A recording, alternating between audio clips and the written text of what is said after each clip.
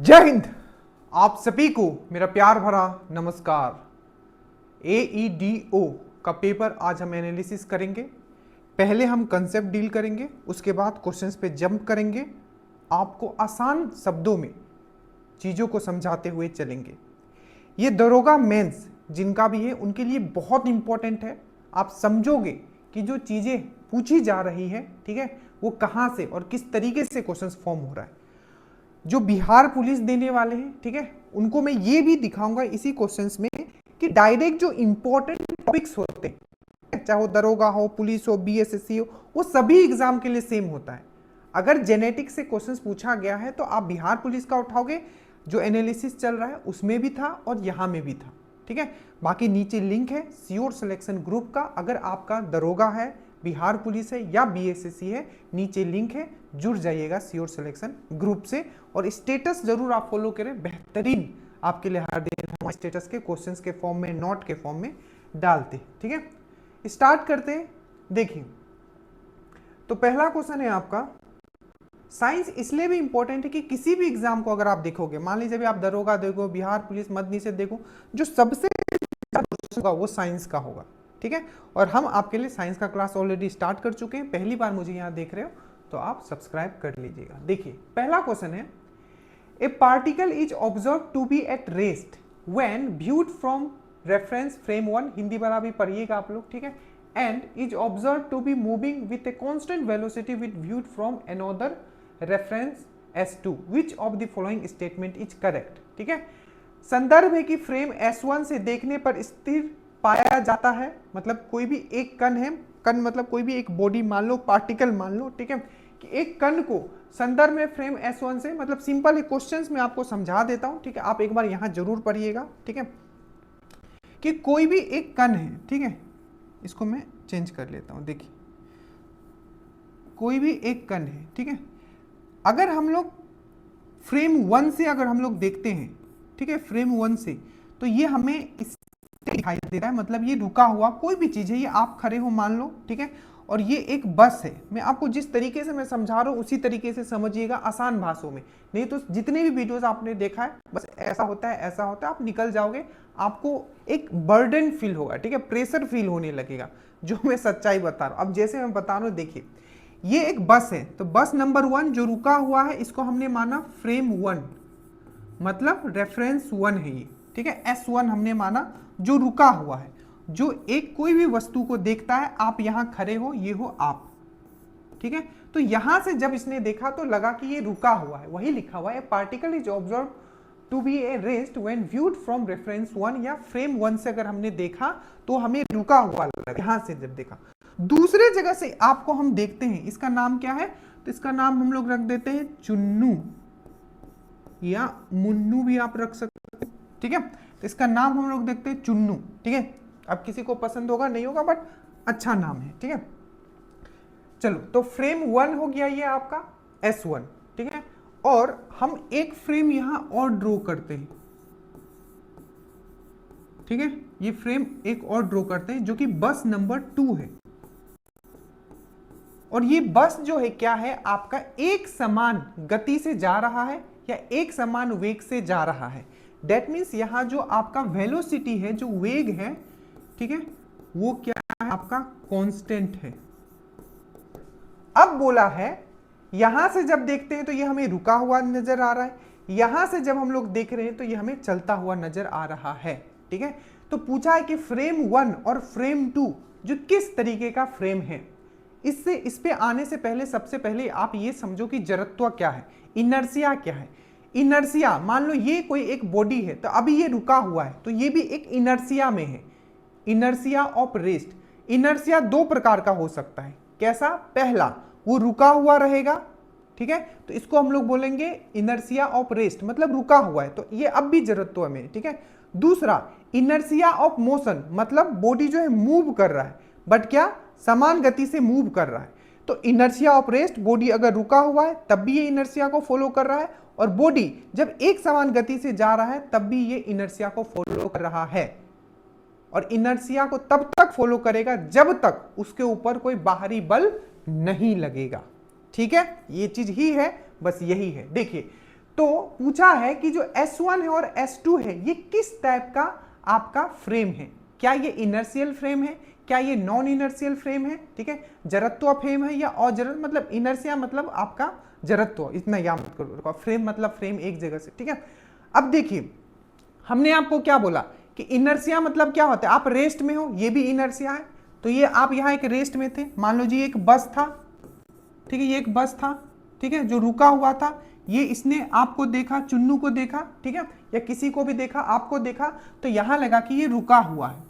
But दूसरा frame जो बस मूव कर रहा है, बट किससे, ये जरूर याद रखिएगा, समान गति से, तो ये क्या हो रहा है, समान गति से मूव कर रहा है, वही चीज यहां बताया हुआ है, is observe to be a moving, ठीक है, फ्रेम 1 से, and is observe to be a moving with a constant velocity when viewed from the another reference frame 2, ठीक है। तो यहां से जब हम लोग देख रहे हैं तो हमें लग रहा है कि ये मूव कर रहा है, क्यों हमें लगेगा, क्योंकि ये तो रुका हुआ है, बट ये फ्रेम 2 जो अगर ये गाड़ी चल रहा है समान गति से, तो ये अगर चलेगा तो आपको लगेगा कि क्या ये भी आपका चल रहा है।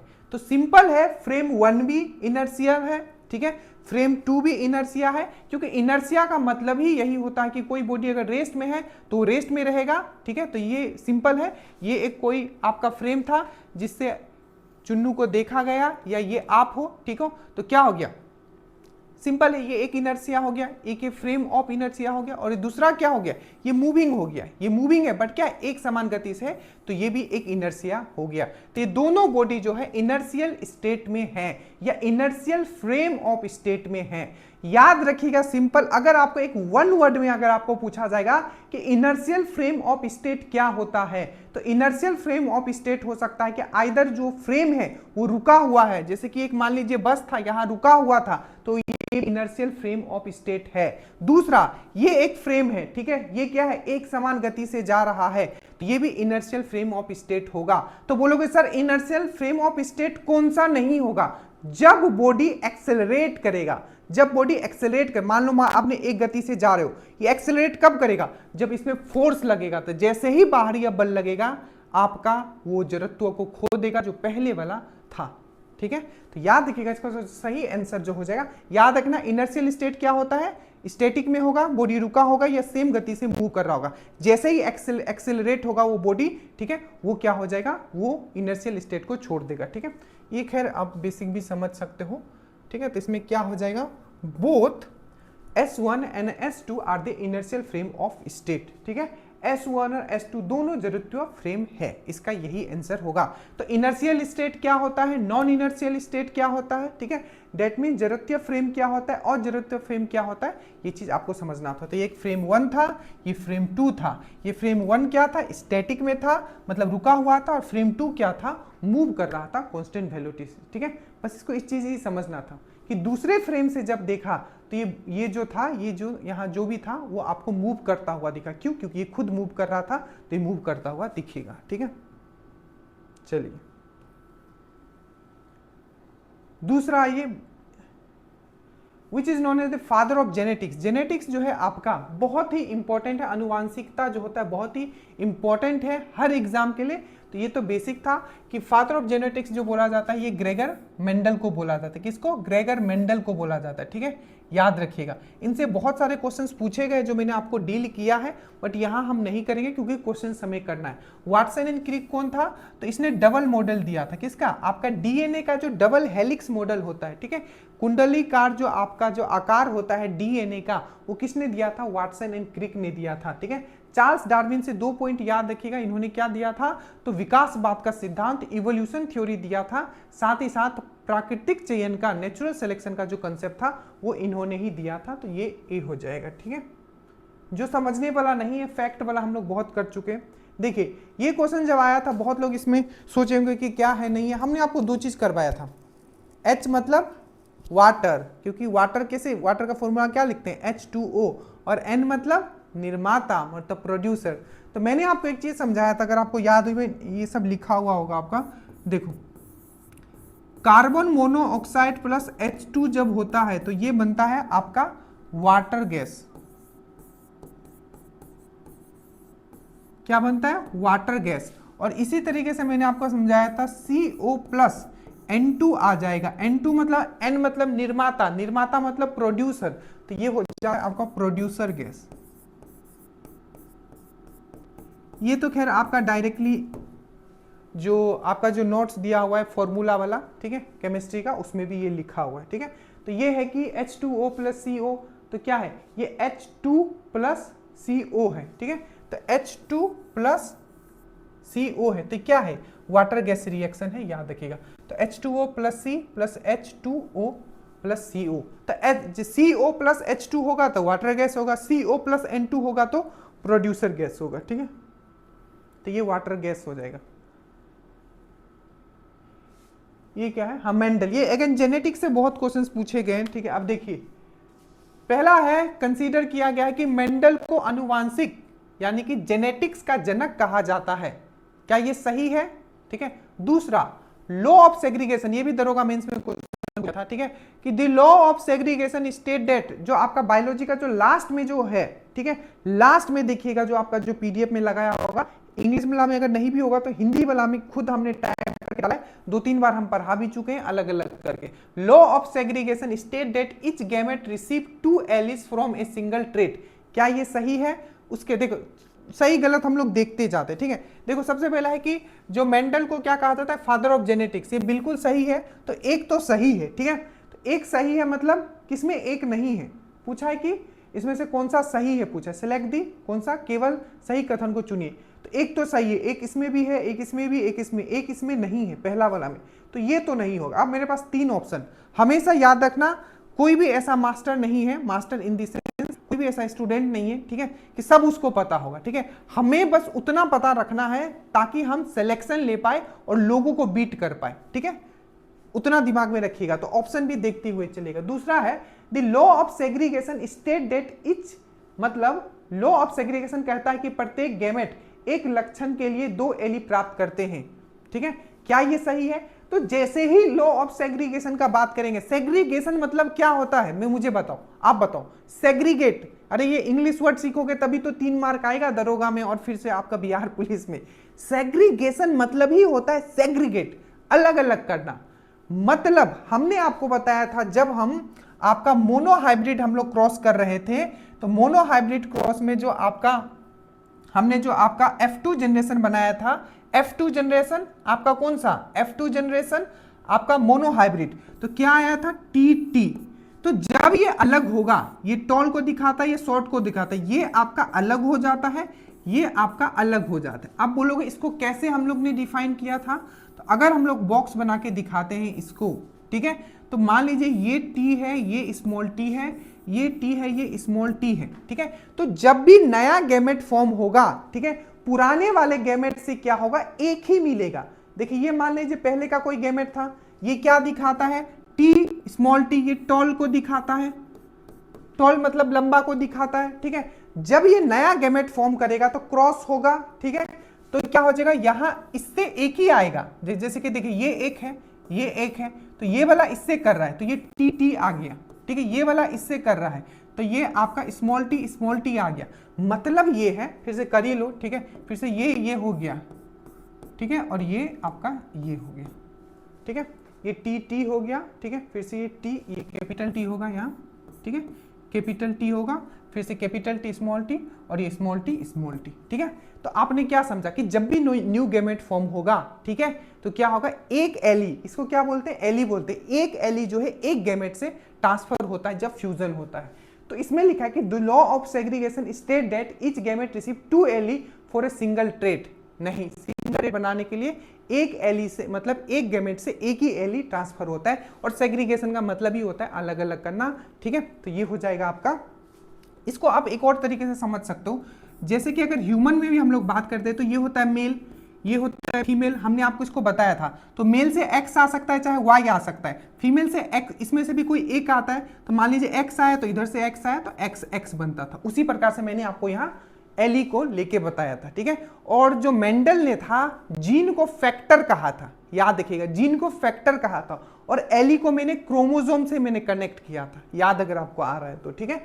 तो ये वाला गलत हो गया, ठीक है, तो ये वाला गलत हो गया, तो 2 गलत है। अब देखो 2 किसमें किसमें है, इसमें 2 है, ठीक है, इसमें और इसमें 2 नहीं है, मतलब जिसने भी बनाया है बहुत बैठ के पेपर बनाया है। उसके बाद है इन मोनोहाइब्रिड क्रॉस, ठीक है, F2, हाँ मोनोहाइब्रिड क्रॉस F2 फिनोटाइप जो होता है इतना होता है। ये चीज मैंने बताया था, क्या बताया था कि फिनोटाइप जो होता है बाहर क्या दिखेगा, तो बाहर दिखेगा 3:1, 3:1, मतलब 3 लंबा होगा 1 छोटा होगा, ये फिनोटाइप था। और जीनोटाइप क्या था, 1:2:1। याद रखना ये दोनों फिनोटाइप जो रेशियो होता है F2 जनरेशन में मोनोहाइब्रिड क्रॉस ये 3:1 होता है, और जीनोटाइप जो होता है F2 जनरेशन में मोनोहाइब्रिड क्रॉस ये होता है 1:2:1, ठीक है। तो ये फिनोटाइप बोला है, तो फिनोटाइप 3:1, तो 3 इसमें भी है, इसमें भी है, ठीक है। चलिए अब लास्ट वाला देखते हैं। उसके बाद है आपका, तो 1, 3 दोनों सही है, ठीक है, 1 और 3 इसमें भी है, इसमें भी है, ठीक है। अब लास्ट वाला देखते हैं, द लॉ ऑफ, ये तो फिर कर चुके हम लोग, the law of independent assortment. Law of independent assortment क्या करता है कि हर एक एली जो है वो दूसरे एली के साथ क्या होगा, हर एक एली जो है दूसरे एली मतलब दूसरे गैमेट के एली से क्या होगा, हर एक एली दूसरे के एली से क्या होगा, आपका फ्यूज करेगा। आपका इसको मैं करके दिखाता हूं, ठीक है। हर एक एली जो क्या होगा दूसरे गैमेट के एली से क्या होगा, क्रॉस करेगा। और लॉ ऑफ एसर्टम हम लोग कब, हम लोग डाई हाइब्रिड क्रॉस में हम लोग दिखाते हैं, RY, ठीक है। ये मान लो कि आप एक येलो लेते हो और एक स्मॉल y लेते हो, ठीक है, एक कैपिटल Y एक स्मॉल y, ये y है, ठीक है, ये y हो गया। और एक कैपिटल R लेते हो एक स्मॉल r लेते हो, ये y क्या है, येलो, स्मॉल y क्या है, ग्रीन। ये कैपिटल R क्या है, आपका कैपिटल R राउंड, और स्मॉल r क्या है, रिंकल। ये सीड का शेप है, ये फ्लावर का आपका कलर आप मान सकते हो, ठीक है। तो इस तरह से फ्यूजन करेंगे तो ये इससे भी फ्यूजन होगा, ये इससे भी फ्यूजन होगा, उसी प्रकार से ये इससे भी फ्यूजन होगा, ये इससे भी फ्यूजन होगा। लॉ ऑफ एसर्टम यही बोलता है कि हर एक एली, ठीक है, दूसरे गैमेट के एली से क्या करेगा, वो फ्यूज करेगा। यही लॉ ऑफ एसर्टम है। मतलब इसको अगर क्रोमोसोम मान ले तो एक क्रोमोसोम जो होगा ये दूसरे वाले से करेगा क्रोमोसोम से, ठीक है। ये खुद में आपस में अभी यहां नहीं कर रहा है, ये इससे करेगा, ठीक है। तो वही है कि the law of independent assortment only to a trait located on a different chromosome, वही लिखा हुआ है कि लॉ ऑफ इंडिपेंडेंट एसर्टम का नियम केवल विभिन्न गुणसूत्रों पर उपस्थित लक्षणों के लिए ही कार्य करता है, ठीक है, मतलब वो फ्यूज करता है। तो ये भी सही है, ये भी सही है और ये भी सही है। तो 1, 3 और 4 सी इसका सही आंसर हो जाएगा, ठीक है। तो law of assortment, law of segregation, ठीक है, phenotype, genotype, monohybrid cross, dihybrid cross, F1 generation, F2 generation, सब आपका लिखा हुआ है। लास्ट वाला पेज में जरूर जाके आप कर लेना वो चीज, ठीक है।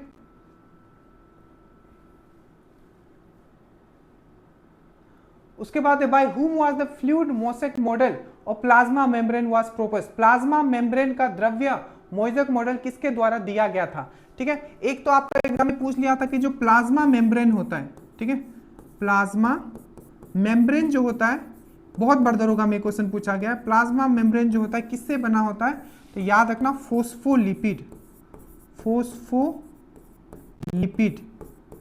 ठीक है। और प्लाज्मा मेम्ब्रेन होता है ये सेमी परमेएबल, अर्ध परिमेय होता है, ठीक है। तो सेमी परमिएबल होता है, मतलब जो जरूरत है वही सेल के अंदर जाने देता है, सेमी परमिएबल होता है, अर्ध परमिएबल होता है, मतलब, ठीक है, परिगमय होता है। तो ये चीज आपको याद रखना है।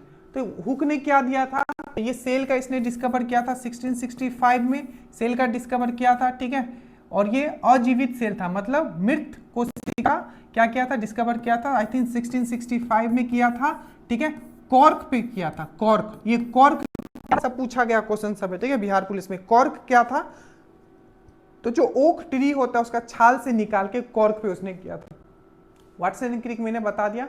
इसका जो सही आंसर होगा ये होगा सिंगर एंड निकलसन जो हो जाएगा। किसने दिया था, fluid mosaic model plasma membrane का, ठीक है, प्लाज्मा मेम्ब्रेन का द्रव्य मोजेक मॉडल जो था किसने दिया था, तो सिनिगर एंड निकोलसन ने दिया था, ठीक है। तो इसको अगर नहीं पता है तो आप नोट कर लेना, ठीक है। ये तो डायरेक्टली था, सिंपल था। देखिए क्वेश्चन क्या बोला है, ठीक है, कि दो प्रोटॉन के बीच में पारस्परिक बलों का विचार करें जो लगभग 1 फेम्टोमीटर, याद देखना 1 फेम्टोमीटर इक्वल टू 10⁻⁻15 मीटर होता है। की दूरी पर स्थित है उनके बीच का क्रियाशील विद्युत चुंबकीय गुरुत्वाकर्षण और नाभिकीय बलों की मात्राओं का सही क्रम। सिंपल है, देखो सिंपल है। मान लो कि हम यहाँ एक प्रोटॉन बनाते हैं, ठीक है, यहाँ एक प्रोटॉन बनाते हैं, ठीक है। कोई दो चार्ज के बीच में क्या होता है, हमेशा क्या है, फोर्स ऑफ अट्रैक्शन लगता है, ठीक है, लगता है। कूलम्ब्स लॉ से आपने पढ़ा है, ठीक है। तो इन दोनों के बीच में अगर चार्ज ऑफ अट्रैक्शन लगता है, ठीक है, तो अगर ये दो बॉडी है, ठीक है, तो अगर ये दो बॉडी है और तीन तरीके का हम लोग क्या देख रहे हैं, हम लोग फोर्स ऑफ अट्रैक्शन देख रहे हैं। पहला है आपका न्यूक्लियर, कहां गया, इलेक्ट्रोमैग्नेटिक, ठीक है, ग्रेविटेशनल और न्यूक्लियर। तो पूछा इसमें सबसे ज्यादा स्ट्रॉन्ग कौन सा है, तो आपको पता होगा न्यूक्लियर जो होता है सबसे ज्यादा स्ट्रॉन्ग होता है, ठीक है, और सबसे जो वीक होता है वो ग्रेविटेशनल होता है। बहुत बार हमने डिस्कस किया है। ग्रेविटेशन को मैंने ऐसे भी याद करवाया था कि अगर ग्रेविटेशन का जो फोर्स होगा अगर बहुत ज्यादा रहता है यहाँ, ठीक है, तो हम लोग चल ही नहीं पाते। ये लिमिटेड क्वांटिटी में है, इस क्वांटिटी में है ताकि हम अर्थ पे, ठीक है, ऊपर जंप मारते तो नीचे आ जा रहे हैं, बट इतना अमाउंट में है ताकि हम लोग चल पा रहे हैं, ठीक है। अगर बहुत एक्सेस अमाउंट में रहता तो हम लोग चल भी नहीं पाते, इसी से चिपका ही रह जाते। तो सबसे जो कम है याद रखना वो ग्रेविटेशनल है, ठीक है। और सबसे जो ज्यादा इस केस में जो हो जाएगा ये न्यूक्लियर हो जाएगा, ये न्यूक्लियर। तो सी इसका आंसर हो जाएगा, ठीक है।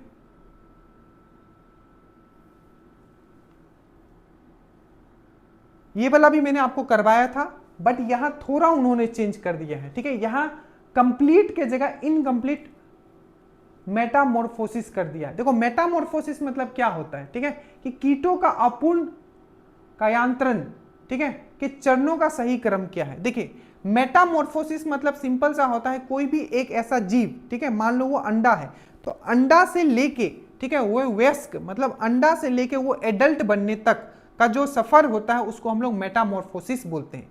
जैसे कि मैंने आपको करवाया था ऐसे बहुत सारे एग्जाम्पल, जैसे कि एग है, ठीक है, एग से क्या बनता है, लार्वा, मैंने आपको बताया था, ठीक है। लार्वा के बाद क्या होगा आपका पूपा, ठीक है, और इसके बाद क्या होता है, एडल्ट में वो चेंज होता है, ठीक है। यही ये जो एग है, लार्वा है, पूपा है। अब पूपा के ऊपर ये एक व्हाइट कलर का क्या लग जाता है, ये मैंने आपको बहुत अच्छे से समझाया था, एक व्हाइट कलर का कवर लग जाता है और इस टोटल को हम लोग बोलते हैं कुकून। तो एक क्वेश्चन में पूछा जाता है कि जो हम लोग सिल्क का जो धागा निकालते हैं, ठीक है, वो कहां से निकालते हैं, वो कीट का किस भाग से या किस स्टेज में हम लोग निकालते हैं, अंडा में, लार्वा में, पूपा में, या एडल्ट हो जाता है, वयस्क हो जाता है तब। पूपा एंड कोकून जो ऑप्शन में लिखा होगा आपको टिक मारना है। पूपा मैक्सिमम टाइप दिया रहता है, अगर नहीं दिया होगा तो कुकून दिया होगा, ठीक है, क्या दिया होगा, कुकून दिया गया होगा। तो ये होता है stage, egg, larva, pupa, cocoon इसके ऊपर लग जाता है, उसके बाद एडल्ट आता है, ठीक है।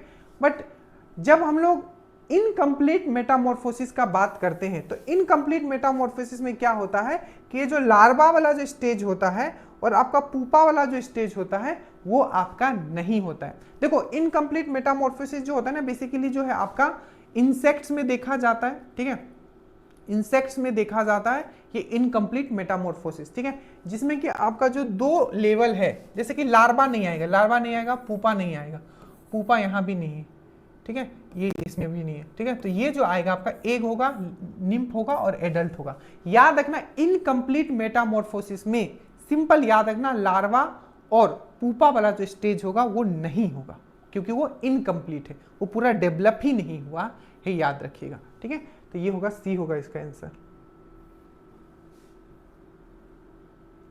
उसके बाद है आपका, ये तो सिंपल था तो इसलिए मैंने डायरेक्टली लिख दिया। देखो सिंपल है क्वेश्चन कि एक कार एक सीधी सड़क पर चलती है, वह पहले विस्थापन x को नियत वेग v1 से तय करती है और फिर उतना ही बराबर विस्थापन x1 को v2 से तय करती है, तो आपका औसत वेलोसिटी क्या होगा। सिंपल सा है, देखो जब भी इस टाइप का है, ठीक है, यहां से यहां x डिस्टेंस है, मान लो यहां से भी यहां x डिस्टेंस है, डिस्टेंस जब सेम होता है, ये वेलोसिटी 1 से ट्रेवल किया, ये वेलोसिटी 2, मतलब ये पहला वाला जो है ये v1 वेग से ट्रेवल किया है, दूसरा वाला जो है v2 वेग से ट्रेवल किया है। क्या, पहला वाला v1 से ट्रेवल किया है, दूसरा वाला v2 से।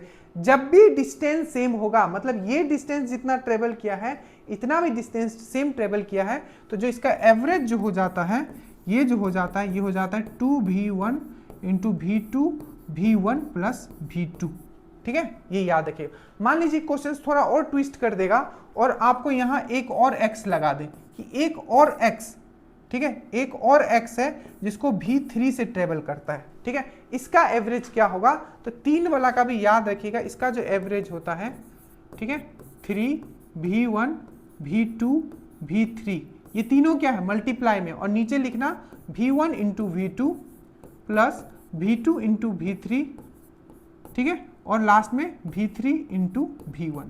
तो ये भी याद रखिएगा। दो अगर डिस्टेंस का दिया हुआ है तो 2 into V1 divided by V1 plus V2, और 3 इक्वल डिस्टेंस को ट्रेवल किया है डिफरेंट वेलोसिटी के साथ, डिफरेंट वेग के साथ, V1 V2 और V3, ठीक है, तब आपका इसका हो जाएगा 3 V1 V2 V3, और नीचे हो जाएगा V1 into V2 plus V2 into V3 plus V3 into V1, ठीक है। तो ये तो मैथ्स में भी आप लोग पढ़ते होंगे। उसके बाद है, देखिए, हेमोग्लोबिन रक्त में ऑक्सीजन पहुंचाता है और यह डैश युक्त होता है। मैंने बहुत अच्छे से आपको क्या क्या करवाया, जल्दी जल्दी बताए। सबसे पहले मैंने बताया जो हेमोग्लोबिन, तो हेमोग्लोबिन का अगर हम लोग बात करते हैं तो हेमो मतलब क्या होता है? हेमा मतलब आपका आयरन ही है, इसमें आयरन होता है, ठीक है, और ग्लोबिन मतलब प्रोटीन। तो जो हेमोग्लोबिन जो बना होता है वो आयरन प्लस प्रोटीन से बना होता है, तो इसीलिए क्या होता है, इसमें आयरन होता है, ठीक है, इसीलिए खून आपका लाल होता है, ठीक है। तो हेमोग्लोबिन हो गया, आपको याद रखना हेमोग्लोबिन में क्या होता है, तो आयरन होता है। जिंक किस में होता है, जिसको हम लोग Zn बोलते हैं, ठीक है, और इसका जो आयसक याद रखिएगा, कैलामाइन, हमेशा पूछा जाता है कैलामाइन। तो जिंक जो होता है आपका ये इंसुलिन में होता है, किसमें? इंसुलिन में होता है, ठीक है। मैग्नीशियम आप सबको पता है ये क्लोरोफिल में होता है, क्लोरोफिल में होता है। बट याद रखिएगा बीपीएससी में एक बार पूछ लिया था कि क्लोरोफिल में क्या क्या होता है, तो याद रखिएगा CHO, ठीक है, NMG।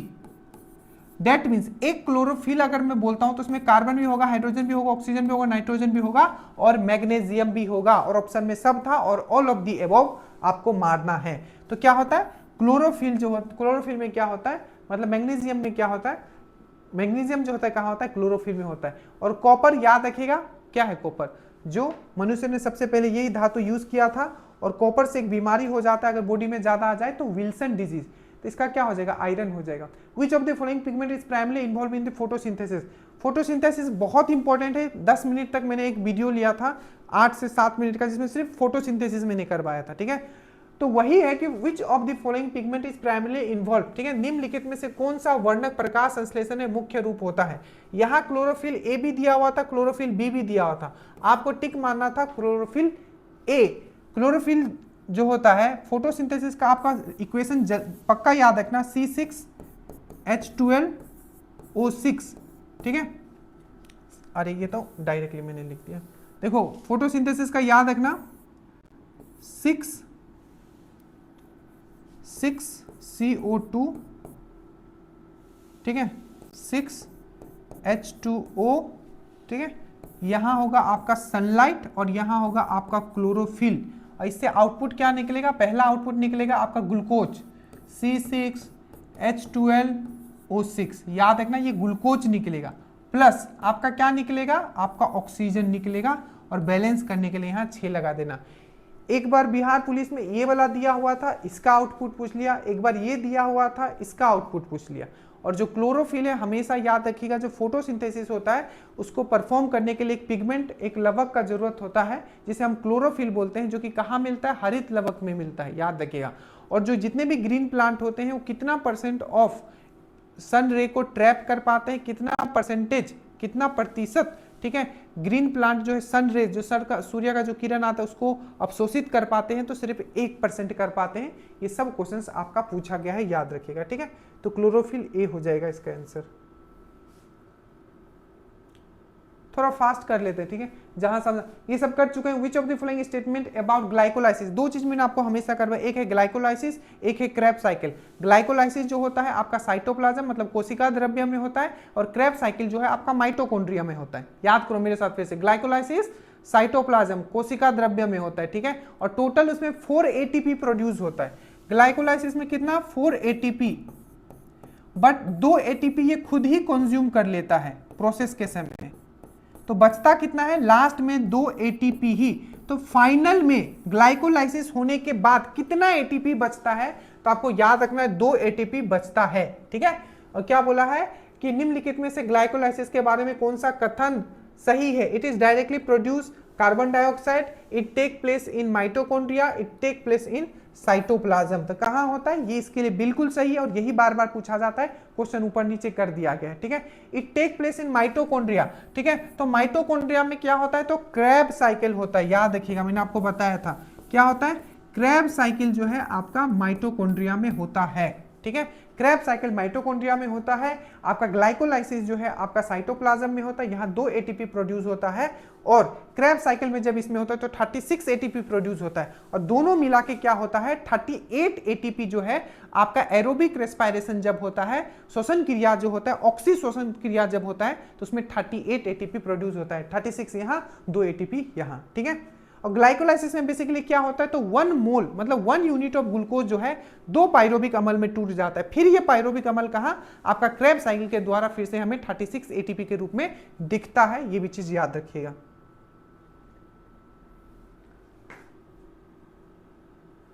उसके बाद है दे आर टेम्पोररी, इसमें से कौन सा है जो टेम्पोररी पैरासाइट है। देखो टेम्पोररी पैरासाइट, टेम्पोररी जो आपका परजीवी होता है वो बेसिकली क्या होता है, जैसे कि जोंक आपने सुना होगा, जोंक आपने सुना है, अरे पहाड़ी इलाका में जाओगे ना तो इतना बड़का हो रहा था, आपके चिपक जाएगा पैर, पूरा खून चूस लेगा, ठीक है। तो टेम्पोररी मतलब वो पैरासाइट होते हैं जो कि कम समय के लिए आता है और भोजन लेके चल जाते हैं, जैसे जोक हो गया, जोक किस में आता है, एनेलिडा ग्रुप में आता है, आपको याद रखना है किसमें, एनेलिडा ग्रुप में आता है। तो जोक हो गया, फिर से आपका जो फीमेल मॉस्क्यूटो है जो आपके ऊपर आता है, ठीक है, खून चूस के चला जाता है, उसको क्या चाहिए, उससे न्यूट्रिशन चाहिए, पोषण चाहिए, तो ये सब क्या है आपका दे आर टेम्पोररी पैरासाइट, ठीक है। कंप्लीट देयर क्या है या option, complete their life cycle inside the host, ठीक है। आपका approach the host solely for the food, केवल भोजन के लिए होस्ट के पास आते हैं, ठीक है। सबसे पहले तो टेम्पोररी है तो मतलब वो हमेशा नहीं रहेगा, तो एक इसको तो आप एलिमिनेट कर ही सकते हो। Live independently but become parasite when opportunity arise, ऐसा कुछ नहीं कि उसको अपॉर्चुनिटी मिलेगा, ठीक है, वो आदमी थोड़ी है। Live on the surface of host body, ऐसा कुछ नहीं, मैं थोड़ा सा दिमाग लगाओगे, ठीक है, जब उसको फूड चाहिए होता है तभी वो आता है। ये एक नया है तो इसको आप लिख लेना, barium primarily found in the following ores, अयस्क में, तो अयस्क वाला जो लिया हुआ लिख लेना, ठीक है। बेराइट एंड वेदर है। एक चीज और, क्लास 10 का जो हमने एनसीईआरटी किया है, 12th का भी एनसीईआरटी करना पड़ेगा आगे जितने भी एग्जाम आपके आने वाले हैं, ठीक है। तो एटलीस्ट पीडीएफ बना के, जैसे हमने आपका केमिस्ट्री का पीडीएफ दिया है, फिजिक्स का पीडीएफ दिया है, ठीक है, आगे कोशिश रहेगा कि जो पोर्शन 12th का भी कर लिया जाए, ठीक है, क्योंकि बहुत लोगों का एएसआई जरा जो ऑपरेट रेडियो वाला है उनका भी हो जाएगा उससे। Barium is primarily found in the following, ठीक है, बेरियम इसमें याद रखिएगा, इसका अयस्क जो है बेराइट एंड वेदराइट जो है इसका अयस्क है, याद रखिएगा। उसके बाद है आपका which of the following explain the pressure flow hypothesis in the phloem transport, phloem परिवहन में दाब प्रवाह, ठीक है, परिकल्पना को निम्नलिखित में से कौन सा सबसे अच्छा समझाता है। बेसिकली है कि आपको फोइलम के बारे में पूछा गया है, तो हमने आपको दो चीज पढ़ा है, एक है फोइलम एक है जाइलम। ये दोनों क्या है, स्थायी जटिल उत्तक है, स्थायी जटिल उत्तक है, that means permanent complex tissue है, ठीक है, परमानेंट कॉम्प्लेक्स टिश्यू है। देखो पहला क्या बोला है, फोइलम के बारे में यहाँ बात किया जा रहा है, मैं आपको एक्सप्लेन करते हुए भी जाऊंगा जहां जरूरत है। फोइलम सबसे बोला है transport relies only on gravity, परिवहन केवल गुरुत्वाकर्षण पर निर्भर करता है। ऐसा क्या है, मैंने क्या आपको समझाया था, फोइलम जो होता है बाई डायरेक्शनल होता है। बाई डायरेक्शनल मतलब ये पत्तों में अपना खाना बनाता है, ये ऊपर भी जाता है, नीचे भी जाता है, साइड में भी जाता है, इस साइड में भी जाता है। तो अगर ये सिर्फ ग्रेविटी पे डिपेंड करता तो सिर्फ वो नीचे जाता। यहाँ दो कंसेप्ट आपको मैंने बताया था, एक होता है जियोट्रोपिज्म, जियो मतलब होता है आपका ग्रेविटी, जियोट्रोपिज्म मतलब होता है जैसे कि जड़ जो होता है, रूट्स जो होता है वो क्या, वो ग्रेविटी से, ग्रेविटी को कनेक्ट करता है, मतलब वो नीचे जाता है ऊपर नहीं जाता है, तो जियोट्रोपिज्म है। तो क्या वो ग्रेविटी पे डिपेंड करता है, जड़ जो होता है। उसी तरीके से मैंने फूल को बताया था, फूल क्या होता है, फोटोट्रेपिज्म होता है। फोटो मतलब सन के तरफ जाता है, सन की तरफ झुकता है, वो नीचे नहीं आता है, सन को देख के भागता है, ठीक है। बट जो मैंने फोइलम अगर टिश्यू का मैंने आपको बताया था, फोइलम टिश्यू, जैसे जाइलम क्या होता है, यूनिडायरेक्शनल है, जल लेके जाता है, जड़ से ऊपर की तरफ जाता है, तो वो क्या यूनिडायरेक्शनल है, एक दिशा में जाता है। पर जो फोइलम है वो बाई डायरेक्शनल है, वो सब दिशा में जाता है। तो गुरुत्वाकर्षण पे वो डिपेंड करता है, तो सिर्फ गुरुत्वाकर्षण के हिसाब से काम करता। Active transfer of sugar from sink to source, शर्करा का सक्रिय परिवहन सिंक से, देखो यहां सिंक मतलब क्या होता है, देखो स्रोत, स्रोत मतलब सोर्स, मतलब पत्ता में बना, ठीक है। तो पत्ता से क्या होगा, पूरे बॉडी में जाएगा, मतलब सोर्स से सिंक के तरफ जाएगा, सिंक से सोर्स के तरफ नहीं जाएगा। अरे जहां बना है वहां से ना पूरे बॉडी में जाएगा, ये उल्टा दिया हुआ है, सिंक से सोर्स की तरफ दिया हुआ है, ठीक है। उसके बाद है flow of water exclusively through the xylem. अरे जाइलम से क्या लेना देना है, केवल जाइलम के माध्यम से जल का प्रवाह होता है। ये हमें पूछ रहा है किसके बारे में, फोइलम के बारे में। Difference in the osmotic pressure between the source and the sink, तो ये इसका सही हो जाएगा। सोर्स एंड सिंक के बीच में क्या होता है, ऑस्मोटिक प्रेशर मतलब प्रेशर का डिफरेंस होता है, जिसके कारण क्या होता है, जो खाना बनता है दाब के अंतर के कारण क्या होता है, वो पूरा का पूरा सोर्स से पत्ता में बना है, तो पूरा का पूरा बॉडी में क्या होता है, वो आपका सर्कुलेट होता है। याद रखिएगा जो भी प्लांट है वो जो खाना स्टोर करता है वो स्टार्च के रूप में करता है, अच्छे से याद रखिएगा, ठीक है। और जो पूरे में सर्कुलेट करता है सुक्रोज के थ्रू करता है, तो ये इसका सही आंसर हो जाएगा।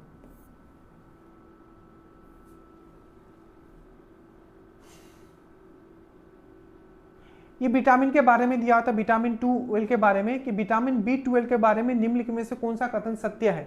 इसको हम लोग साइनोकोबालामाइन बोलते हैं, बिल्कुल इसको साइनोकोबालामाइन बोलते हैं विटामिन B12 को।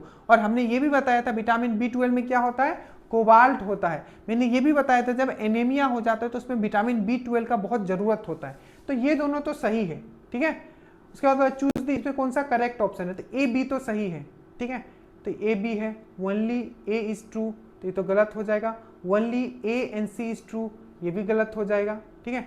तो एक और यहाँ होना चाहिए, ये है A B C are true, ठीक है। D यहाँ मिस हो गया, D का भी एक ऑप्शन होगा। याद रखिएगा it contains a corrin ring, याद रखना कोवलेंट से याद रखना, C for cobalt, C for corrin, क्या है, C for cobalt, C for corrin, तो कोरिन रिंग भी जो होता है इसी से होता है। तो ये दोनों फैक्ट तो याद ही था आपको, ये आपको नया लगा होगा यहाँ, ठीक है। बट जो ऑप्शन इस प्रकार से था मैंने देखा था, जब इन दोनों को आप कर लेते हो तो आपको समझ में आ जाएगा कि A B C तीनों होगा इसका आंसर, ठीक है।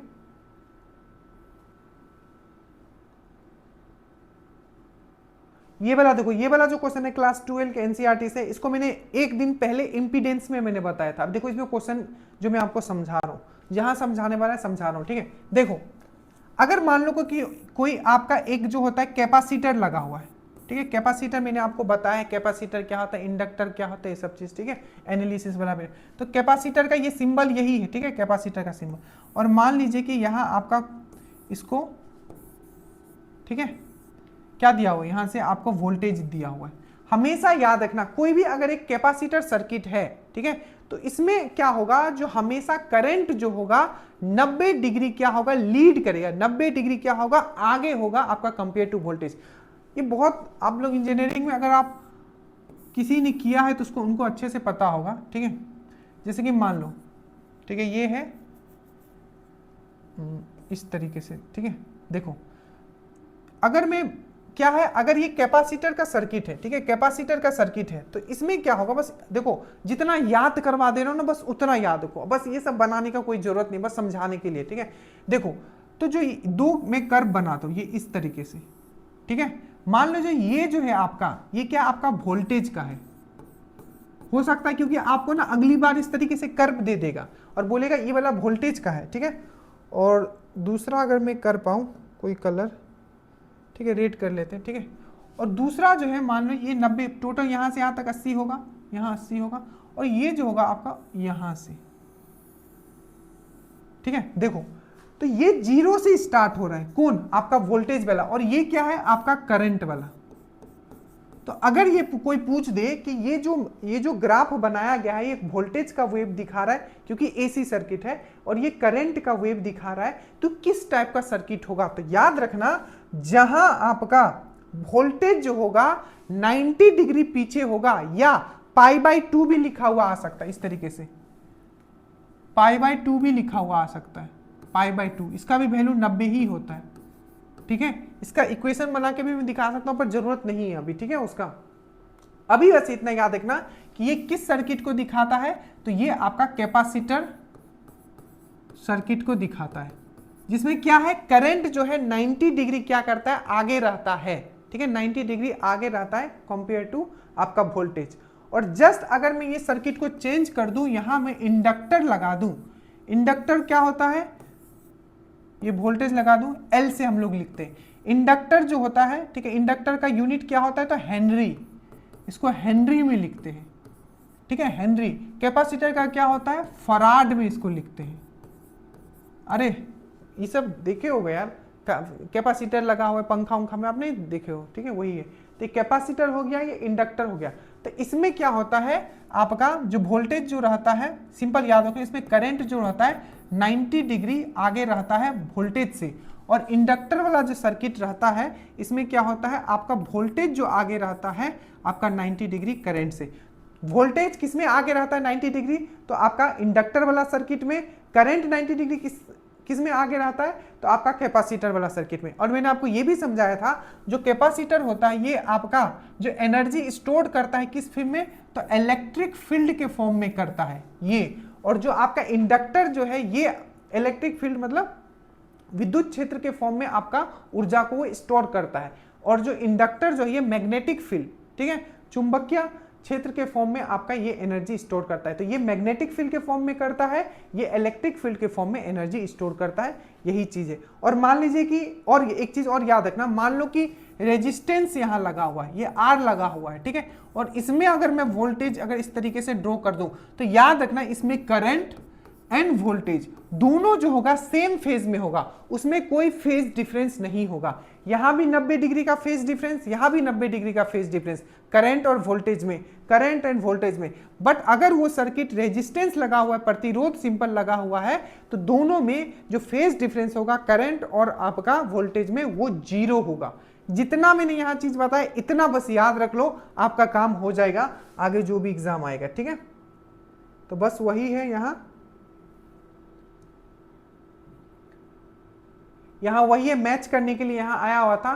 जो प्योर रेसिस्टेंस होता है, तो इसमें क्या होता है, करंट, इसमें क्या होगा, current end voltage in the same phase. ठीक है, तो जो आपका 1 का क्या हो जाएगा, आपका बी हो जाएगा। ठीक है, उसके बाद है आपका प्योर इंडक्टेंस। इंडक्टेंस जो होता है, प्रेरक जो होता है, उसमें क्या होता है, तो वोल्टेज जो क्या होता है 90 डिग्री आगे होता है।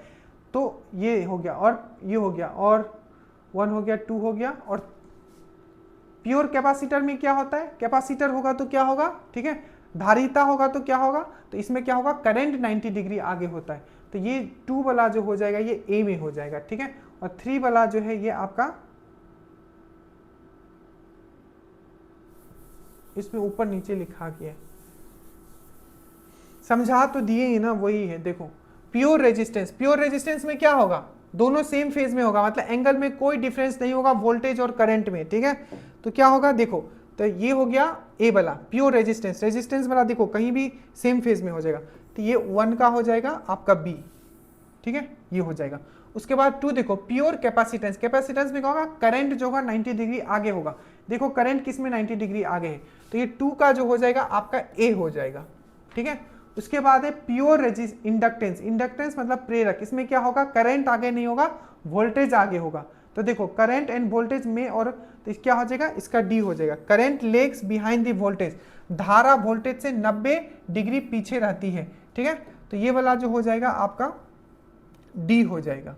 ठीक है, मतलब ये जो है आपका इंडक्टर का बात कर रहा है, इंडक्टर एल से लिखा जाता है। ठीक है, और जब तीनों सर्किट में आ जाएगा, मतलब एक ही सर्किट में रेजिस्टेंस भी है, कैपेसिटेंस भी है, इंडक्टर भी है, तब कैपेसिटेंस का कितना वैल्यू है, इंडक्टर का कितना वैल्यू है, उस पर डिपेंड करता है। इंपीडेंस का जो मैंने कंसेप्ट आपको समझाया था।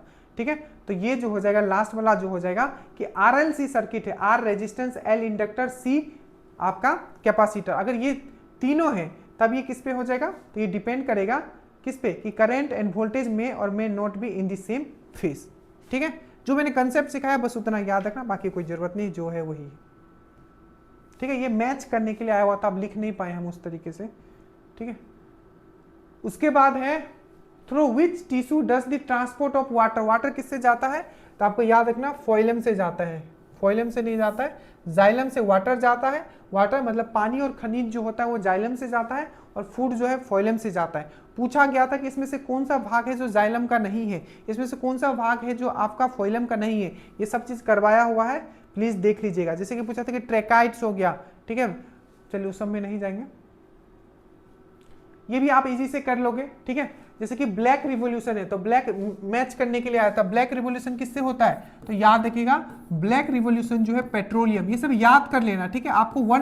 आपको तो इस तरीके से उतना नहीं दिया जाएगा, ठीक है, बट इस टाइप से आएगा तभी भी कर लेगा। ब्लैक रिवॉल्यूशन कितना है, पेट्रोलियम से रिलेटेड है। ब्लू रिवॉल्यूशन किससे रिलेटेड है, तो फिश मतलब मछली, मछली की स्टडी को क्या क्या क्या कहा जाता है, इथियोलॉजी कहा जाता है, ठीक है, याद रखिएगा। उसके बाद है आपका व्हाइट रिवॉल्यूशन मिल्क से रिलेटेड है, याद रखिएगा, ठीक है। और ग्रीन रिवॉल्यूशन किससे रिलेटेड है, तो खाद्य से मतलब फूड से, तो ये 2 से हो जाएगा। याद रखिएगा ग्रीन जो रिवॉल्यूशन है शब्द किसके द्वारा दिया गया था, तो विलियम गॉड के द्वारा दिया गया था। Father of revolution green revolution Bharat में MS स्वामीनाथन, और वर्ल्ड में किसको कहा जाता है, जल्दी से बता के नीचे कमेंट कर दीजिएगा कि किसको कहा जाता है, ठीक है। Which of the following statement about erythromycin, अब देखो ये चीज देखो, इसमें सिर्फ आपको थोड़ा सा दिमाग लगाना था। देखो मैंने आपको ड्रग्स वाला पढ़ाया हुआ है, ठीक है, और जो एनालिसिस करता हूं ना उसमें थोड़ा दिमाग रखना है। देखो एरिथ्रोमाइसिन के बारे में निम्नलिखित में से कौन सा कथन गलत है, ठीक है। It is effective against the legionellosis, नहीं पता नहीं क्या है ये, ठीक है। It is a macrocyclic compound, macrocyclic यौगिक है। It cannot be produced by fermentation using strains of Saccharopolyspora erythraea, ठीक है। पूछा इसमें से गलत कौन सा है, it can be use as an antibiotic, ठीक है। तो इसमें ध्यान रखना है, पूछा है कौन सा गलत है, तो ये तो सही है, ठीक है, क्योंकि हमने बताया एमोक्सिलिन हो गया, ठीक है, आपका एजिथ्रोमाइसिन हो गया, यहाँ आपका क्या दिया है एरिथ्रोमाइसिन, माइसिन जहां जाएगा, एमोक्सिलिन हो गया, पेंसिलिन हो गया, एजिथ्रोमाइसिन हो गया, ये सब मैंने chemistry everyday life in chemistry में मैंने आपको पढ़ाया था। अब पूछा इसमें से गलत कौन सा है, तो एक चीज याद करो, यहाँ क्या लिखा हुआ है कि जो ये है क्या, जो एरिथ्रोमाइसिन है, ठीक है, वो आपका फर्मेंटेशन से नहीं बनाया जा सकता है, यही गलत है। आप बोलोगे सर ये कैसे गलत है, अब देखो मैं प्रूफ करता हूं। जो पहला जो आपका एंटीबायोटिक बना था, याद करो मैंने क्या बताया था, वो पेंसिलिन बना था, जिसको अलेक्जेंडर फ्लेमिंग ने बनाया था। और मैं बार बार रिपीट करता था कि वो एक फंगस से बना हुआ है, नोटेटम फंगस से, कवक से वो बना हुआ है। और जो फर्मेंटेशन होता है, फर्मेंटेशन क्या होता है, किण्वन जिसको बोला जाता है, जिसमें आप वाइन बनाते हो, उसमें भी एक फंगस यूज किया जाता है जिसको हम लोग ईस्ट बोलते हैं, जो कि आपका सेक्रोमाइसिया फैमिली से ही बिलोंग करता है। ईस्ट भी क्या है, एक फंगस है, कवक है, जिसको फर्मेंटेशन में यूज किया जाता है।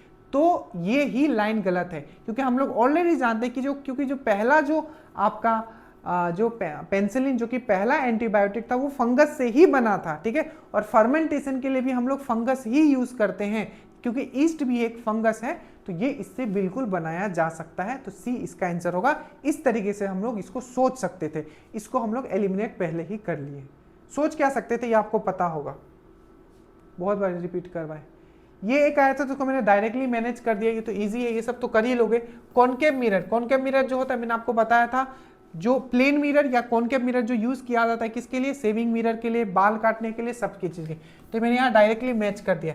कॉन्वेक्स मिरर क्या होता है, उत्तल दर्पण क्या होता है, पिछला जो रियर व्यू जो होता है, ठीक है, छोटा सा जो मिरर होता है पीछे देखने के लिए, ठीक है, छोटे जगह में मैक्सिमम एरिया कवर कर लेता है। तो व्हीकल में रियर व्यू के लिए यूज किया। कॉन्वेक्स लेंस किस लिए यूज किया जाता है, तो मैंने बताया था आंखों में भी कौन सा है, कॉन्वेक्स लेंस है। जो सूक्ष्मदर्शी होता है, माइक्रोस्कोप होता है, उसमें भी कॉन्वेक्स लेंस, ठीक है, और कैमरा में तो खैर यूज होता ही है, ठीक है। और कॉनकेव लेंस क्या होता है, तो आपका मायोपिया, दैट मीन्स निकट दृष्टि दोष सही करने के लिए होता है। ये सब बहुत डिटेल में कर चुके हैं, तो इसमें कुछ नहीं। अब इस पे आइए, ठीक है, क्या है देख लीजिए एक बार क्वेश्चन। थोड़ा ये है कि ये नहीं कि सर पढ़ा दे, थोड़ा वहां अपना दिमाग भी आपको लगाना पड़ेगा, ठीक है। हाँ, ये क्वेश्चन देखिए कितना अच्छा क्वेश्चन है। एक दिन पहले ही मैंने ये क्वेश्चन आपको करवाया था बिहार पुलिस का एनालिसिस में। देखो क्या बोला है कि सिंपल हार्मोनिक मोशन में potential energy of the particle is maximum at the extreme position. क्या लिखा हुआ है कि सरल आवर्त गति, ठीक है, जिसको बोला जाता है सिंपल हार्मोनिक मोशन में कण की स्थितिज ऊर्जा पोटेंशियल एनर्जी चरम स्थितियों में, डेट में एक्सट्रीम पोजीशन पे अधिकतम होता है। बिल्कुल, मैंने आपको इस तरीके से एक लोलक बनाया था, इस तरीके से मैंने किया था, मैंने बोला था इस तरीके से जाएगा। पता नहीं कितनी बार मैंने स्पीडी एनालिसिस में भी मैंने बताया कि ऐसे जाएगा, मैक्सिमम पॉइंट पे जब ये जाएगा तो क्या हो जाएगा, मैक्सिमम पॉइंट पे जाएगा तो वहां जाकर हल्का रुकेगा, यहां वेलोसिटी 0 हो जाएगा। और जब ये मैक्सिमम पोजीशन पे होगा तब यहां क्या होगा, mgh जो होता है पोटेंशियल एनर्जी जो होता है, सबसे h क्या है, कितना ऊपर है, मेन पोजीशन इसका यहाँ है, ये मीन पोजीशन है, इससे जितना दूर जाएगा उतना उसका क्या होगा, उसका पोटेंशियल एनर्जी होगा। ये जितना ऊपर रहेगा, ठीक है, यहाँ देखो, यहाँ में क्या होगा, पूरा का पूरा जब तक कोई बॉडी घूम रहा है काइनेटिक एनर्जी है, और जैसे ही वो बॉडी रुक गया तो उसमें काइनेटिक एनर्जी 0, क्योंकि काइनेटिक एनर्जी जो होता है, गति ऊर्जा जो होता है हाफ mv² होता है, v 0, काइनेटिक एनर्जी 0, ठीक है। तो जब ये बॉल ऊपर गया, यहां तक गया, तो मैक्सिमम पॉइंट पे जब जाएगा तो बॉल हल्का रुकेगा और फिर यहां से वो वापस आएगा, तो उस मैक्सिमम पॉइंट पे क्या होगा, पूरा का पूरा काइनेटिक एनर्जी जो होगा, पूरा का पूरा जो आपका गतिज ऊर्जा होगा वो स्थितिज ऊर्जा में चेंज हो जाएगा, पोटेंशियल एनर्जी में चेंज हो जाएगा, और मैक्सिमम पॉइंट, एक्सट्रीम पॉइंट पे वहां क्या होगा, ये जो पोटेंशियल एनर्जी होगा ये मैक्सिमम होगा। बिहार पुलिस में क्वेश्चन आया हुआ था, यहां दिया हुआ था कि कौन से पोजीशन में मैक्सिमम होगा, यहां दिया हुआ था कि मीन पोजीशन है, ये मीन का आधा है, a/2 है, और ये पूरा यहाँ a है, तो किस पे होगा, a पे सबसे ज्यादा होगा, क्योंकि मैक्सिमम पॉइंट पे। तो यहाँ काइनेटिक एनर्जी 0।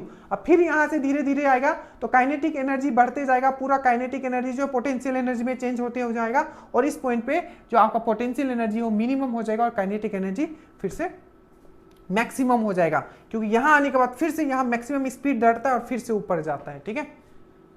तो ये तो सही है, ठीक है। पहला पॉइंट क्या बोला है कि जो आपका सिंपल हार्मोनिक मोशन में सरल आवर्त गति में कण की स्थिति, ठीक है, पोटेंशियल एनर्जी एक्सट्रीम पोजीशन पे, ठीक है, अधिकतम होती है, बिल्कुल सही है, स्थितिज ऊर्जा अधिकतम होती है। The velocity of A particle is maximum eight extreme position, ठीक है। चरम स्थिति, जो चरम मतलब एक्सट्रीम पोजीशन, तो चरम स्थितियों पर कण का वेग, वेलोसिटी अधिकतम होता है, बिल्कुल नहीं होगा, ठीक है, क्योंकि अगर वेलोसिटी वहां mgh अगर मैक्सिमम हो गया तो काइनेटिक एनर्जी 0 हो जाता है। क्यों, क्योंकि यहां जो हो जाता है वेलोसिटी 0 हो जाता है, तो वेलोसिटी 0 हो गया तो ये तो होगा ही नहीं, तो क्या होगा, a is false, a is true, both a and r are true, r is the correct, इसमें बोथ a and r, ठीक है। तो a जो है सही है और उसका r जो है वो गलत है, ठीक है, याद रखिएगा। ये करवा चुके हैं हम लोग simple harmonic motion. Time period भी, इसका टाइम पीरियड याद रखना, टाइम पीरियड कितना होता है सिंपल हार्मोनिक मोशन में, याद रखना t = 2π√L/g, याद रखिएगा, ठीक है। उसके बाद है which of the following statement is correct as the temperature increases, ये भी कर चुके, बहुत ही इजी सा क्वेश्चन है, ठीक है। हमने आपको बताया था कि जब भी हम लोग मतलब टेम्परेचर बढ़ाएंगे, ताप अगर हम लोग बढ़ाएंगे, दैट मीन्स इनमें से कौन सा कथन सही है, जब तापमान बढ़ता है तो क्या होता है, जो धातु है, कंडक्टर है, उसमें उसका कंडक्टिविटी डिक्रीज होता है, कंडक्टिविटी डिक्रीज होता है, ठीक है, क्योंकि इलेक्ट्रॉन का जो मूवमेंट है बहुत ही हाई हो जाता है, वो आपस में ही टकरा के उसका कंडक्टिविटी कम कर देता है। बट यही अगर हम लोग सेमीकंडक्टर अर्धचालक का हम लोग जब बात करते हैं, तो जब हम टेम्परेचर बढ़ाते हैं तो उसमें कंडक्टिविटी इंक्रीज होता है, चालकता उसमें इंक्रीज हो जाता है। तो रेजिस्टिविटी यहां बोला है कि इनमें से कौन सा कथन सही है, जैसे जैसे तापमान हम लोग बढ़ाएंगे तो क्या होगा, सेमीकंडक्टर की रेजिस्टिविटी बढ़ती है जबकि कंडक्टर की रेजिस्टिविटी घटती है, गलत है। सेमीकंडक्टर की रेजिस्टिविटी घटती है जबकि कंडक्टर की रेजिस्टिविटी बढ़ जाती है, याद रखिएगा। जैसे जैसे हम लोग टेम्परेचर बढ़ाएंगे, ठीक है, कंडक्टर में, धातु में क्या होगा, उसका चालकता, ठीक है, उसका कंडक्टिविटी घटेगा, ठीक है, और रेजिस्टिविटी, रेजिस्टेंस बढ़ेगा। और जस्ट इसका उल्टा किस में होगा, आपका सेमीकंडक्टर में। जैसे जैसे हम लोग टेम्परेचर, तापमान बढ़ाएंगे, उस सेमीकंडक्टर का क्या होगा, आपका कंडक्टिविटी इंक्रीज होगा और रेजिस्टिविटी डिक्रीज होगा। कंडक्टिविटी मतलब उसका चालकता, रेजिस्टिविटी मतलब रेजिस्टिविटी, ठीक है। तो याद रखना ये इसका सही आंसर। ये सब इजी था, इसमें तो कुछ नहीं है। सुपर ग्लू जो है किसका पॉलीमर है? पॉलीमर दरोगा के लिए भी उतना ही इंपॉर्टेंट है जितना हर एग्जाम के लिए इंपॉर्टेंट है। अब देखिए, अगर आपको ऑप्शन पता होता तो आप इसको टिक मार लोगे, नहीं पता है, अगर नहीं पढ़े हो, नोट्स में आपने पढ़ा है तो आप मार लोगे। Super glue is a polymer of which? आपको पता है सोडियम बेंजोएट हम लोग क्यों यूज करते हैं? तो प्रिजर्वेटिव के कारण। जैसे हम लोग को अचार प्रिजर्व करके रखना है लंबा समय के लिए, तो सोडियम बेंजोएट। याद रखना, क्वेश्चन पूछा गया है कि प्रिजर्वेटिव के लिए, किसी चीज को, अचार को लंबे समय के रखने के लिए, केचप को लंबे समय के रखने, प्रिजर्व करके रखने के लिए कौन सा यौगिक का यूज करते हैं? कंपाउंड का सोडियम बेंजोएट। एसिटिक एसिड, दरोगा में आपका भी क्वेश्चन पूछा गया था प्री में कि इसका जो है IUPAC नेम क्या है? तो इसका IUPAC नेम क्या होता है? तो याद रखिएगा, ethanoic acid. Ethanoic acid, ethanoic acid, इसका फॉर्मूला क्या होता है? CH3COOH। ये सब याद रखना, ठीक है। एसिटिक एसिड किस में मिलता है? तो सिरका में मिलता है, विनेगर में मिलता है, अच्छे से याद रखिएगा। इसको इथेनोइक एसिड है, इसका IUPAC नेम इथेनोइक एसिड, और फॉर्मूला जो है CH3COOH है। विनाइल क्लोराइड, PVC आपने सुना होगा, पॉलीविनाइल क्लोराइड, उसको बनाने के लिए हम लोग विनाइल क्लोराइड यूज करते हैं। इसका जो सही आंसर हो जाएगा सुपर ग्लू जो है, ठीक है। पॉलीमर किस is polymer of which monomer, ठीक है। तो ये जो साइनो एक्रेलाइट है, साइनो एक्रेलाइट है, एक टेबल दिया गया होगा, आप जाके देखना, ठीक है। उसमें साइनो एक्रेलाइट जो है सुपर ग्लू का, अगर ये वहां नहीं लिखा हुआ है तो इसको लिख लेना है, ठीक है। बाकी अब एग्जैक्टली मुझे याद नहीं, मैंने दिया था आपको, जाके देखना उसमें, ठीक है। तो ये हो जाएगा, बाकी ये सब तो पता है, बहुत बार डिस्कस करते हैं। तो सुपर ग्लू किसका? Super glue is a polymer of which monomer? तो जो मोनोमर है, ठीक है, साइनो एक्रेलाइट जो किसका मोनोमर है? तो सुपर ग्लू का है, याद रखिएगा। ये भी बेसिक सा क्वेश्चन है, सिंपल सा है। देखो इसमें क्वेश्चन पूछा था कि दो एस्ट्रोनॉट है, ठीक है, वो स्पेस में गए हैं, एक यहां है एक यहां है, ठीक है। देखो ये क्या बोला है, दो अंतरिक्ष यात्री चंद्रमा पर 10 मीटर की दूरी पर खड़े हैं। अंतरिक्ष यात्री ए अंतरिक्ष यात्री बी की ओर चिल्लाता है और साथ ही साथ एक प्रकाश संकेत लाइट सिग्नल भी भेजता है। निम्नलिखित में से कौन सा कथन सही होगा? सिंपल सी बात है, मून का बात करते हैं, वहां कोई एटमॉस्फेयर नहीं है, एटमॉस्फेयर नहीं है, वायुमंडल ही नहीं है, तो वहां कोई माध्यम ही नहीं है, पूरा अंधेरा भी है, ठीक है। और आपको यह भी याद रखना, वहां कोई माध्यम नहीं, नहीं हवा है ना ही कुछ है। तो जब कोई माध्यम ही नहीं है तो साउंड कैसे ट्रेवल करेगा? साउंड ट्रेवल नहीं करेगा, बट क्योंकि साउंड को ट्रेवल करने के लिए माध्यम की जरूरत पड़ती है, लाइट को ट्रेवल करने के लिए माध्यम की जरूरत नहीं पड़ती है, वो विद्युत चुंबकीय तरंग है, याद रखिएगा। और जब विद्युत चुंबकीय तरंग का हम लोग बात करते हैं तो लाइट जो है, जो सूर्य जो है, वो भी तो आता है स्पेस से, अगर उसको माध्यम का जरूरत पड़ता तो क्या वो धरती तक पहुंच पाता? नहीं। तो बस वही है कि क्या होगा, देखो बोला है कि अंतरिक्ष यात्री ए से ना तो ध्वनि और ना ही प्रकाश अंतरिक्ष बी तक पहुंचेगा। अंतरिक्ष यात्री ए से निकलने वाली ध्वनि प्रकाश दोनों अंतरिक्ष यात्री बी तक पहुंचेगा, परंतु प्रकाश थोड़ा पहले पहुंचेगा। अंतरिक्ष यात्री ए से भेजा प्रकाश संकेत अंतरिक्ष यात्री बी तक पहुंचेगा, परंतु ध्वनि नहीं पहुंचेगा, क्योंकि ये ध्वनि जो है विद्युत चुंबकीय तरंग नहीं है, ये आपका यांत्रिक तरंग है, ये एक मैकेनिकल वेव है, चलने के लिए इसको माध्यम का जरूरत पड़ता है। निर्वात में, वैक्यूम में गमन नहीं कर पाएगा, बट लाइट जो है गमन कर लेगा। 24 क्वेश्चन इसमें हमने डाला, तो कुछ क्वेश्चन अभी हम नहीं टाइप कर पाए। एक क्वेश्चन तो ये था कि जो लॉ ऑफ सेग्रीगेशन होता है किससे पता चलता है? तो लॉ ऑफ सेग्रीगेशन जो होता है, याद रखिएगा, फिनोटाइप जो रेशियो होता है, फिनोटाइप रेशियो 3:1 जो होता है, इसी से हमें लॉ ऑफ सेग्रीगेशन के बारे में पता चलता है। F2 जनरेशन मोनोहाइब्रिड से हमें किससे पता चलता है? आपका फिनोटाइप रेशियो से 3:1 से हमें लॉ ऑफ सेग्रीगेशन के बारे में हमें पता चलता है। तो पूछा जाएगा लॉ ऑफ सेग्रीगेशन के बारे में किससे हमें पता चलता है? तो फिनोटाइप रेशियो 3:1 से हमें F2 generation monohybrid cross, law of assortment के बारे में आपको डाई हाइब्रिड क्रॉस से पता चलता है, याद रखिएगा, वो हम आगे आपको करवा देंगे। एक दो क्वेश्चन और था, अभी याद नहीं आ रहा है, टाइप करेंगे। ले लेंगे फिर एनालिसिस में। बाकी आप बताइएगा कैसा लगा, ठीक है। कुछ चीज हो सकता है कि आपको नहीं पता था, बट ये है कि एटलीस्ट आप पेपर देख के रखोगे। कोई भी एग्जाम होता है पेपर आप जरूर देखें, इससे आपका क्या होगा, एक समझ डेवलप होगा। और उस टाइप के क्वेश्चन जब आपके एग्जाम में आएगा आपको लगेगा यार हाँ इस टाइप के क्वेश्चन तो देखे हुए हैं, और जो फियर होगा, वो जो आपके अंदर फियर है वो डेवलप ही नहीं हो पाएगा। आप देख लियो इस टाइप का क्वेश्चन, ठीक है। So thank you so much. कैसा लगा नीचे कमेंट जरूर कीजिएगा। जय हिंद।